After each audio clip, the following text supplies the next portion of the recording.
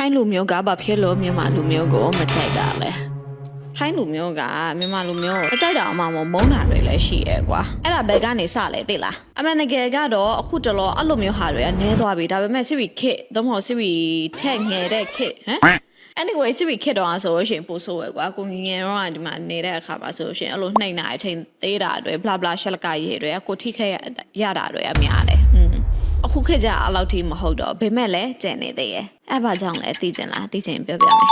အမှန်တကယ်ဘယ်ကနေစလဲဆိုတော့ကျောင်းကနေစတာထိုင်းကျောင်းဘယ်ဘာသာတွေမှာလဲဆိုတော့ history or social studies ပြောပြအောင်မယ်မပြောအဲ့ဒီစာအုပ်တွေမှာဆိုရင်ဒီခေတ်ဒီနှစ်မှာမြန်မာနဲ့ထိုင်းနဲ့ fight ကြရကွာ war ဖြစ်ကြတယ်ပေါ့အဲ့လိုမျိုးလေးတွေရေးထားတယ်များတယ် like လုံးဝတီးကြမြန်မာလူမျိုးကထိုင်းနိုင်ငံကို invade လုပ်တယ်ကွာ invade ကဘာလဲဟာ editor လောက်ပါအောင်မြန်မာလိုကအတိတ်ပဲပါလဲ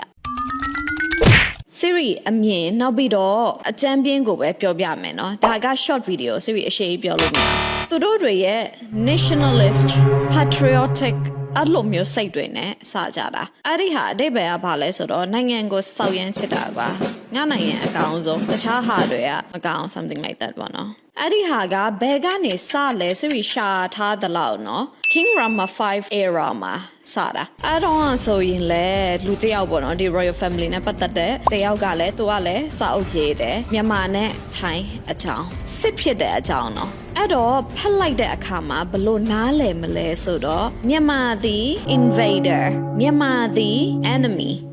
ကပါလဲဘာရန်သူလားအေးဟုတ်တယ်ရန်သူAyutthaya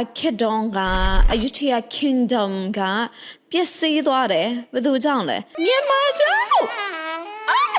ပြောမယ်ဆိုရှင်ထိုင်းနိုင်ငံကလည်းတခြားနိုင်ငံတွေနဲ့စစ်ဖြစ်ခဲ့ဘူးတယ်ဒါပေမဲ့ဘာဖြစ်လို့မြန်မာဝဲပို့ပြီး focus ထားလဲဆိုတော့အဖြစ်ပြက်ကပို့ပြီးတော့ကြီးမားတယ်ဆုံးရှုံးတာကလည်းပုံများတယ်အဲ့တော့ကောင်းရပါအဲ့ဒီ nationalist patriotic အဖွဲ့တွေ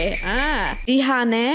မြန်မာနိုင်ငံကို against လုပ်လို့ရတယ်ဒီအကြောင်းအရာနဲ့သူတို့ရဲ့ထိုင်းနိုင်ငံကိုပို့ပြီးတော့ patriotic ဖြစ်အောင်လုပ်လို့ရတယ် and you know what's good governments သူတို့တွေအရန်ကိုတော်တယ်စစ်ပြီး brainwash ဆိုတဲ့စကားလုံးကိုပဲသုံးမယ်နော်ပြောပြမယ် brainwash ဆိုတဲ့စကားလုံးကမကောင်းတဲ့အရာမဟုတ်ဘူးနော်ဥပမာအဖေမေကိုကြီးလာတဲ့အခါမှာပြုစုဆောင်ရှောက်ရမယ်အဲ့လိုမျိုးကိုခလေးကို brainwash လုပ်ထားတယ်နောက်တစ်မျိုးအဖေမေကသူတို့ရဲ့သားသမီးကို brainwash လုပ်ထားလဲဆိုတော့ကြီးလာတဲ့အခါမှာအဖေမေကိုပြုစုစရာမလိုဘူးဘာမှမဖြစ်ဘူးနော်ကိုဘဝ